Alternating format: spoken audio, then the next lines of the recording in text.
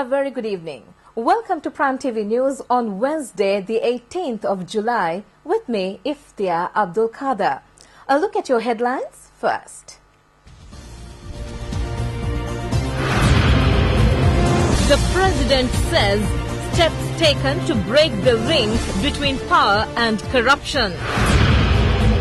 The Prime Minister assures national security. The verdict on Venerable Gnanasara Thera's appeal will be given on the 8th of August. Party leaders will meet on Friday to discuss about the provincial council elections.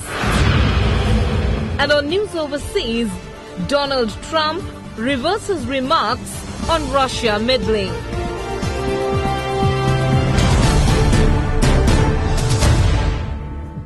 Those were your top stories, and now for the news in detail. President Maithripala Sirisena said that unlimited power creates corruption, and during the last 3 years, Sri Lanka has taken several important steps to break the link between power and corruption in the country.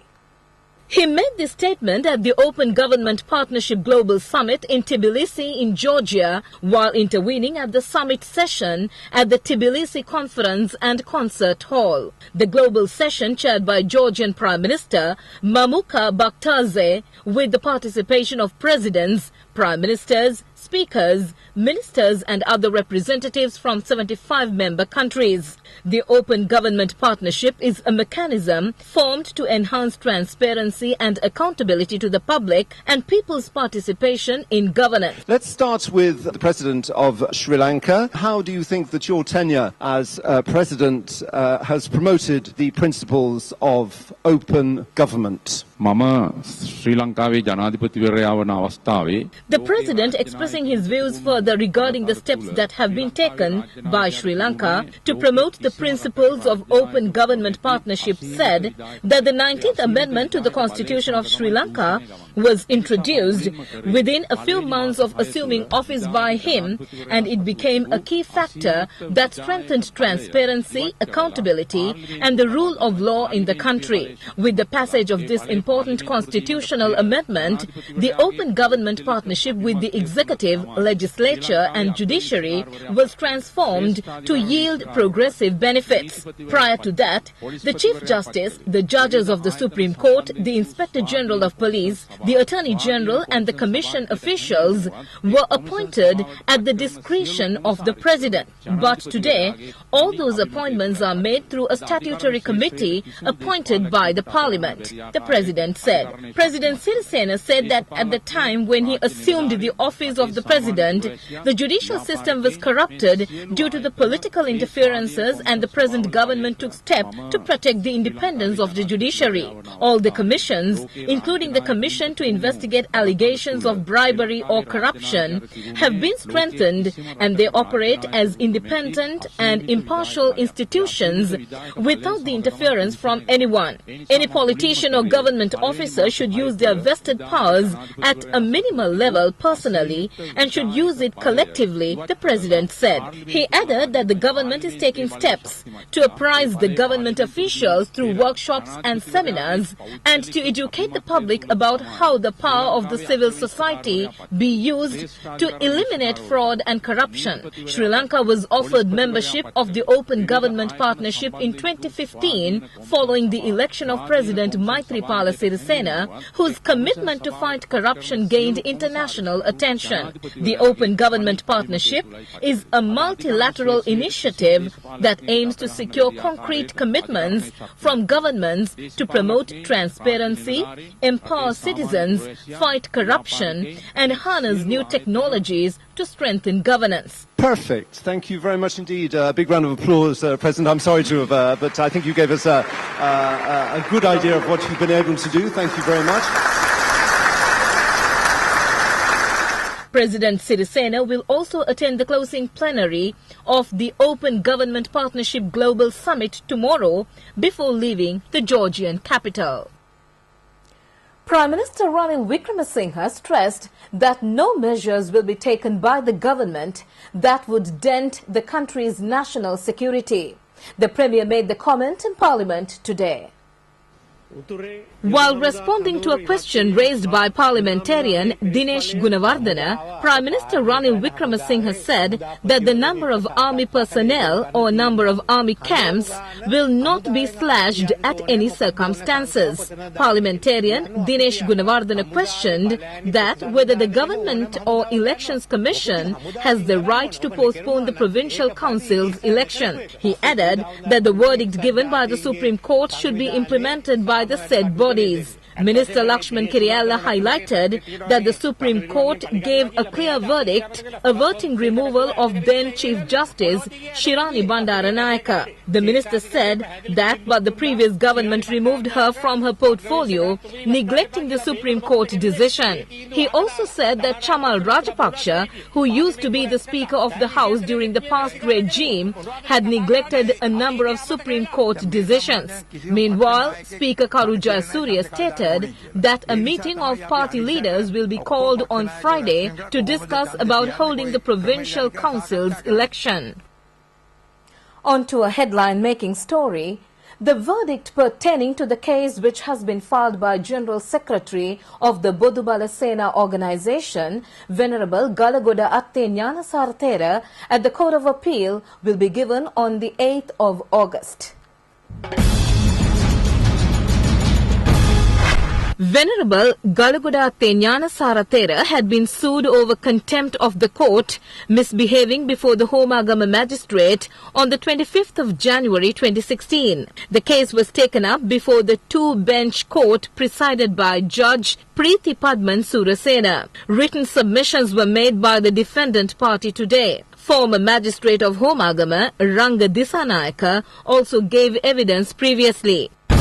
Meanwhile, the case in regard to assaulting journalist Keith Noyer was taken up before the Mount Lavinia Magistrate Court today. 7 Army intelligence officers who have been arrested and bailed out in connection with the incident also appeared before the court. The Criminal Investigation Department submitted a progress report before the magistrate. It was ordered by the magistrate to take up the case again on the 24th of this month, as another case is being heard in the court regarding the same incident.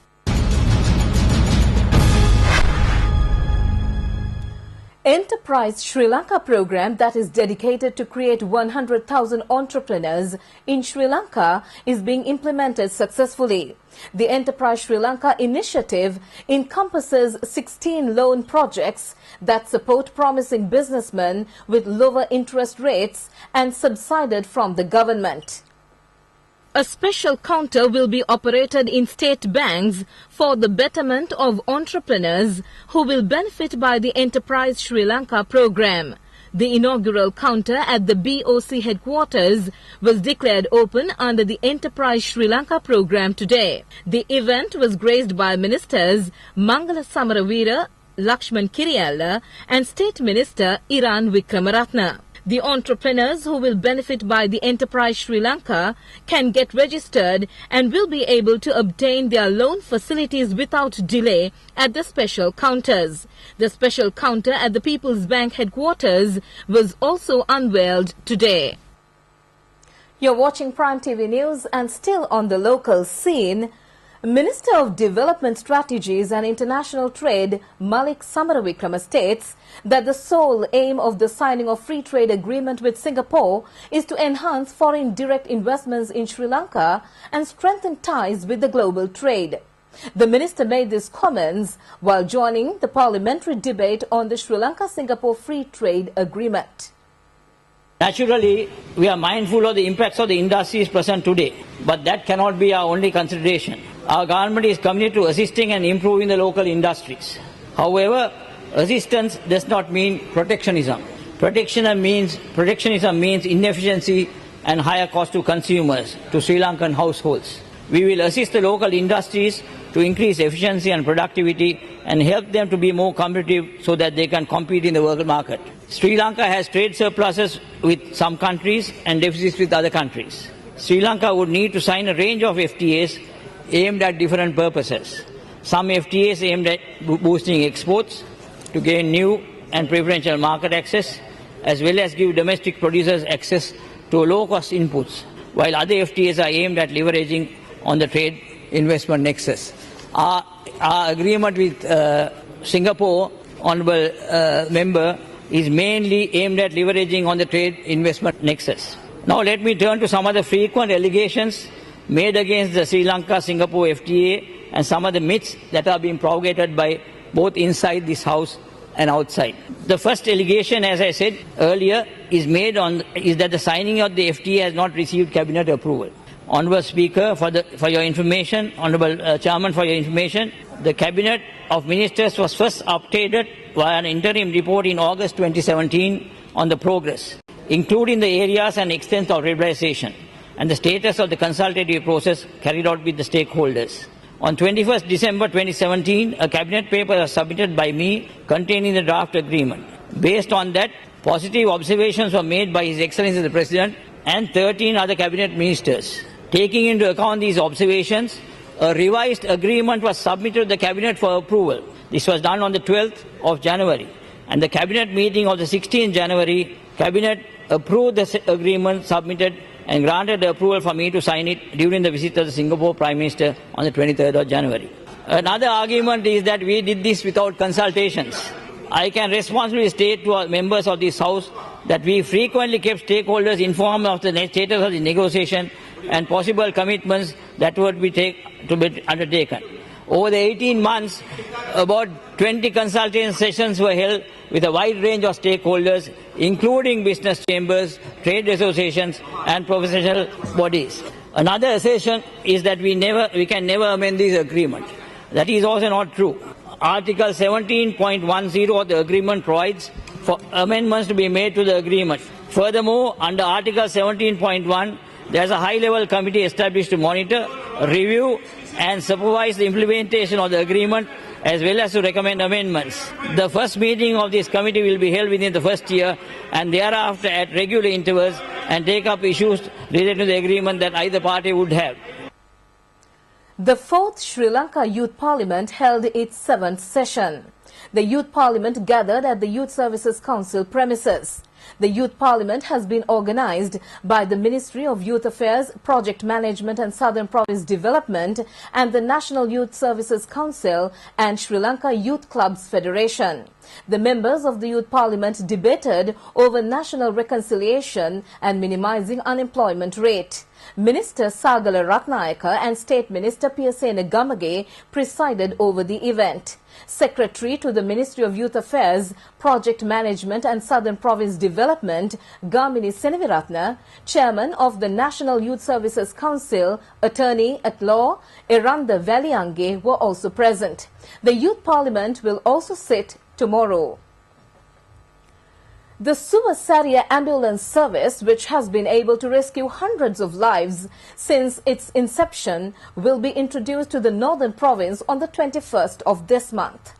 The ambulance service titled Suvasaria was introduced to Sri Lanka under a huge protest and flack from different quarters of the society by President Maithripala Sirisena and Prime Minister Ranil Wickremesinghe for the benefit of the general public. The ambulance service can be connected by dialing hotline 1990. The Suvasaria ambulance service was highly efficient in many cases, reported in several parts of the country. The latest phase of the Suvasaria project will be implemented in the north. The assembled ambulances were dispatched to the Northern Province from Demo Yard in Gampaha. 50 ambulances were dispatched to Jaffna from Gampaha. The ambulance service will be launched in the Northern Province on the 21st of this month under the patronage of Prime Minister Ranil Wickremesinghe. 250 Suvasaria ambulances will be in operation in the Northern Province. The Good Governance Administration implemented the Suvasaria project with the support of the Indian government.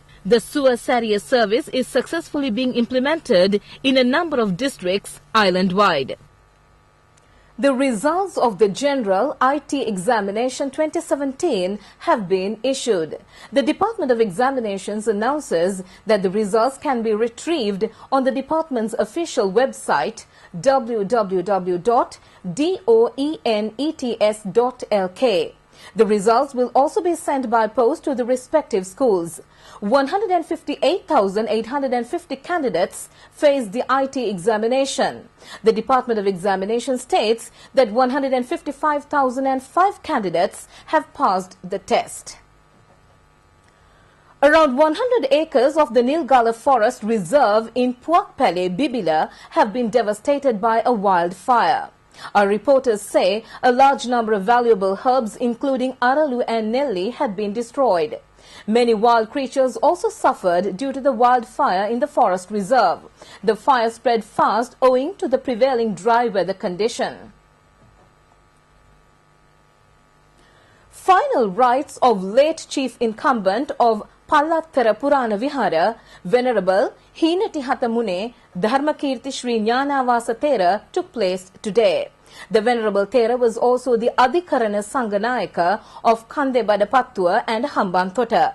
He rendered a yeoman's social and religious service right across his career. The final rites took place at the Pallattara Vihara itself. For the very latest on the foreign scene, here's Prime World. For more information, visit www.itnews.lk. Do join us once again tomorrow at 6:30 p.m. for more of the very latest on Prime TV News. Many thanks for joining us. Bye-bye.